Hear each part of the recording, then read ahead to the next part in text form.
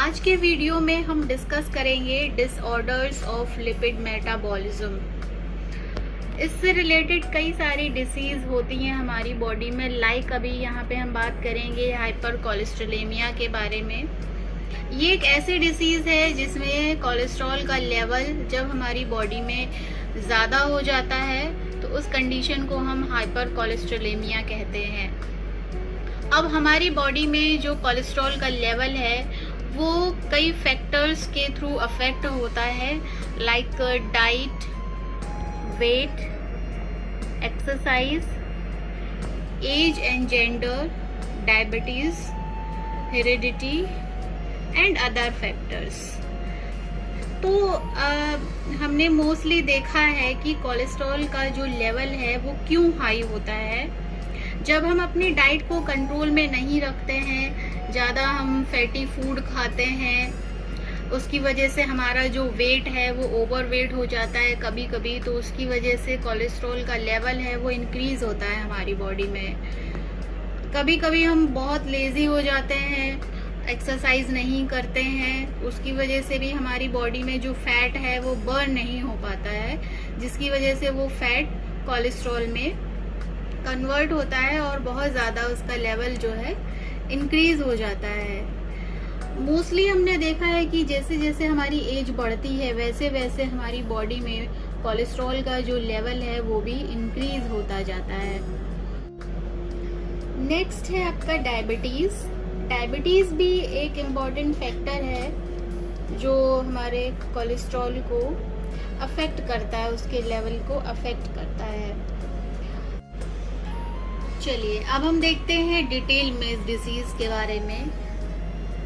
Hyper cholesterolaemia में mainly होता क्या है कि जब हमारी बॉडी में कोलेस्ट्रॉल का लेवल नॉर्मल लेवल से हाई हो जाता है, मीन्स जो नॉर्मल कोलेस्ट्रॉल लेवल होता है हमारी बॉडी में वो आपका लेस देन 200 mg/dl होना चाहिए।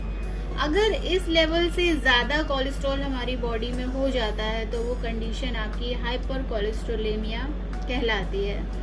अब हाइपर कोलेस्ट्रोलेमिया की वजह से और कई सारे रिस्क फैक्टर हैं। मेनली आपको हार्ट डिसीज होने के चांसेस ज़्यादा होते हैं अगर कोलेस्ट्रॉल का लेवल हाई है। अब यहाँ पे मान लीजिए कि कोलेस्ट्रॉल अगर हमारी बॉडी में बहुत ज़्यादा है तो ये क्या करता है, हमारी जो आर्टरीज हैं उन आर्टरीज की वॉल में ये जाके इकट्ठा होने लगता है और वहाँ पर ये एक तरह से प्लाक बनाता है। एक वहाँ पे क्योंकि कोलेस्ट्रॉल क्या होता है, एक सॉलिड होता है, वैक्सी सॉलिड होता है, ये धीरे धीरे हमारी आर्टरीज की वॉल्स में ये जमने लगता है वहाँ पे, और ये क्या करता है कि हमारी जो आर्टरीज हैं उनको एकदम हार्ड बना देता है, जिससे उनकी जो इलास्टिसिटी है वो खत्म हो जाती है। और धीरे धीरे क्या होता है कि उनमें से जो ब्लड का फ्लो होता है आर्टरीज में वो नहीं हो पाता है और वो धीरे धीरे ब्लॉक होने लगते हैं और उनकी वजह से जो हार्ट है हमारा वो हार्ट प्रॉपर आपका काम नहीं कर पाता है और उसकी वजह से हमें हार्ट डिसीज हो जाते हैं। अब यहाँ पे एक आपका वर्ड आया है एथेरोस्क्लेरोसिस। ये एक ऐसी कंडीशन होती है, अभी जैसे हमने बात की, जिसमें जो आर्टरीज की जो वॉल्स हैं वो हार्ड हो जाती हैं, जिसकी वजह से जो ब्लड का जो फ्लो है वो कम हो जाता है, तो उस कंडीशन को हम एथेरोस्क्लेरोसिस बोलते हैं। अब यहाँ पे हमने बात की थी कि जो नॉर्मल कोलेस्ट्रॉल लेवल है हमारी बॉडी में वो आपका 200 mg/dl से कम होता है। अगर इससे हाई है तो वो कंडीशन आपकी हाइपर कोलेस्ट्रोलेमिया कहलाती है। अब बात करते हैं इसके सिम्टम्स की कि हाइपर कोलेस्ट्रोलेमिया का सिम्टम्स क्या है। तो प्रॉपर ऐसा कोई सिम्टम्स है नहीं, इसलिए पेशेंट को पता नहीं चलता है कि उसकी बॉडी में कोलेस्ट्रॉल का लेवल बढ़ रहा है, और ये अचानक से जब हमें हार्ट डिसीज होती है, जब हमें प्रॉब्लम होती है तब हमें पता चलता है कि हाँ कोलेस्ट्रॉल का लेवल इंक्रीज हुआ है। तो इसके लिए आपको हर 5 इयर्स में अपना कोलेस्ट्रॉल लेवल चेक करते रहना चाहिए अपने डॉक्टर के पास जा करके। अगर इसके हम ट्रीटमेंट की बात करें तो ट्रीटमेंट में आपको क्या करना है, मेनली आपको अपनी डाइट जो है वो कंट्रोल में रखनी है, प्रॉपर एक्सरसाइज करनी है, और अगर बहुत ज़्यादा अगर सीरियस है तब आप मेडिकेशन आप यहाँ पे ले सकते हैं। ओके, नेक्स्ट डिसीज है आपकी fatty liver. Fatty liver means steatosis. इसमें क्या होता है, हमारा जो लिवर है उसमें फैट का जो डिपोजिशन है वो इंक्रीज हो जाता है। इस कंडीशन को हम फैटी लिवर बोलते हैं। नॉर्मली जो लिवर में फैट का जो कंसंट्रेशन है वो 5% होता है। अगर इससे ज़्यादा होता है तो वो फिर वो फैटी लिवर की कंडीशन में हम पहुंच जाते हैं। अब इसके क्या रीज़न है कि फैटी लिवर होता है, इसके मेनली आपका है, एक है mobilisation of NEFA from adipose tissues. NEFA means non esterified fatty acid, जिसको हम फ्री फैटी एसिड भी बोलते हैं। तो यहाँ पे जो एडिपोज टिश्यूज हैं, इन एडिपोज टिश्यूज से जो फ्री फैटी एसिड है उनका मूवमेंट अगर लिवर की तरफ आपका हो गया है, इंक्रीज हो गया है, या फिर आपका क्या होता है, फैटी एसिड की जो सिंथेसिस है लीवर में वो बहुत ज़्यादा हो रही है, या फिर जो फैट का जो आपका रिमूवल है लिवर से वो रिड्यूस हो रहा है, या फिर जो फैट का जो ऑक्सीडेशन है वो आपका रिड्यूस हो रहा है, वो भी कम हो रहा है।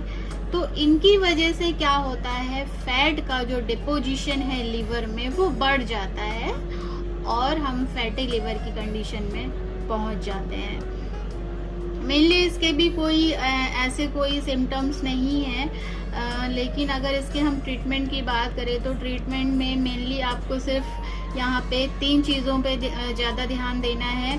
जैसे आपको अगर आपका ओवरवेट है तो आपको अपना वेट लूज करना है, अगर आप अल्कोहल लेते हैं तो आपको अपना अल्कोहल स्टॉप करना है और अपनी डाइट को कंट्रोल में रखना है। हमें इस तरह का कोई भी डाइट नहीं लेना है जिसमें फैट बहुत ज़्यादा अमाउंट में हो।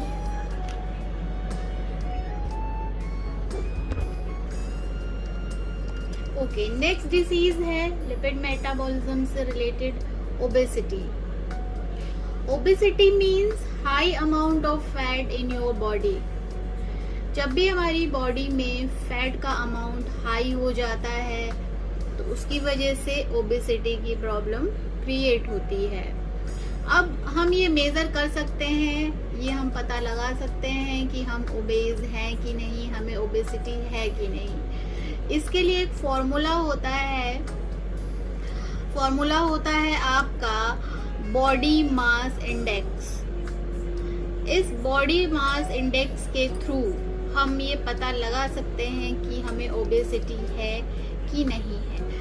यहाँ पे हमें करना क्या होता है, इस फॉर्मूले में हमें यहाँ पे अपना वेट रखना होता है जो कि हम केजी में लेंगे, और यहाँ पे हमें अपनी हाइट लिखनी होती है जो कि मीटर्स में होगी। तो यहाँ पे आप अपनी वैल्यू पुट करेंगे, वेट लिखेंगे और यहाँ पे हाइट लिखेंगे, और इसको सॉल्व करने के बाद जो वैल्यू आती है वो वैल्यू से हम डिसाइड करते हैं कि हमें ओबेसिटी है कि नहीं है। अगर मान लीजिए आपका 30 या फिर 30 से ज़्यादा अगर वैल्यू आती है, इट मीन्स आपको ओबेसिटी है। अब इसके लिए कई सारे यहाँ पे जैसे रेंज हैं, कुछ BMI की रेंजेस हैं। जैसे मान लीजिए आपको 18.8 से लेकर से 24.9 अगर इतनी वैल्यू आती है BMI की, इट मीन्स आपका वेट जो है वो नॉर्मल है। अगर आपका 18.5 से कम अगर वैल्यू आ रही है, इट मीन्स आप अंडर वेट हैं। ओके, और अगर आपका BMI की जो वैल्यू है वो 25 से लेकर से 29.9 आती है, इट मीन्स आप ओवरवेट हैं। और अगर 30 से लेके आपका 40 तक आता है, इसका मतलब है आप ओबेज हैं। और अगर 40 से ज्यादा है, इट मीन्स आप बहुत ज्यादा ओबेज हैं। तो ये यहाँ पे कुछ रेंजेस हैं जिनके थ्रू हम पता लगा सकते हैं कि किस तरह से ओबेसिटी है कि नहीं है। तो यहाँ पे हमने देख लिया है कि ओबेसिटी का निकालने का फॉर्मूला क्या है। इस फॉर्मूले को हम BMI कहते हैं या बॉडी मास इंडेक्स कहते हैं। ओके फ्रेंड्स, आज के वीडियो में सिर्फ इतना ही। मिलते हैं अगले वीडियो में। Thank you.